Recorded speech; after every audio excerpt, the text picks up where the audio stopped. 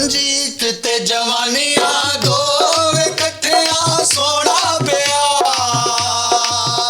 पट तेरिया लतां दे विच यार मैनू फसाउणा पिया पट तेरिया लतां दे विच यार मैनू फसाउणा पिया पट तेरिया लतां दे विच यार पट तेरिया लतां दे विच यार ओ पट तेरिया लतां दे विच यार पट तेरिया लतां दे विच यार मैनू फसाउणा पिया। ओ भाई इतनी सर्दी है, अगर देखें किसी ने अपने पाँव गर्म करने के लिए महबूब के गर्म पैरों के साथ अपने पैर लगा लिए हैं और थोड़ा सा दबरदूस कर लिया है, ये यमन का टीटा कर लिया है, तो इसमें पर्चे वाली क्या बात है भाई। आगे इतनी गुर्बत अफलास है और पट तेरियां लतां दे विच यार, मतलब हाटो हाटो मेरी टांगों के बाल ना पाटो, ये क्या है?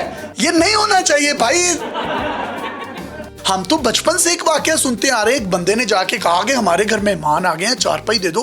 तो उसने कहा कि हमारे घर में 2 ही चारपाई हैं, एक पे मैं और मेरे अब्बू सोते हैं और एक पर मेरी बेगम और मेरी माँ सोते हैं। तो उसने कहा कि भाई तू मंजी नहीं देनी ना दे, तू तरतीब ते ठीक रख। अब यहाँ पे तो तरतीब भी ठीक थी, मतलब मंजी एक ते जवानियां 2। हमारी तो बचपन की यादें जो हैं वो इन गानों के साथ बसी हुई हैं।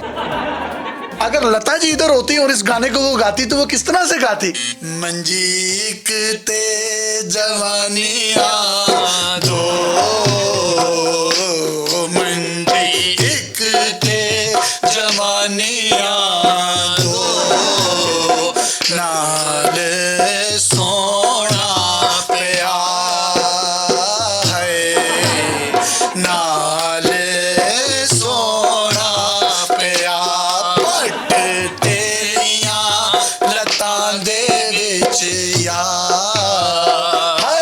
पट तेरिया लतां दे विच यार मैनू फसाउणा पिया तेरे बाबुल की दुल्हन बाबुल बगिया छोड़ चली मावा दे विच मावा पालियां गल्लां सारियां मना लियां बिचों बारों लुटी मैं गई लुटी पुटी रिजा भाई ने सब ला लियां।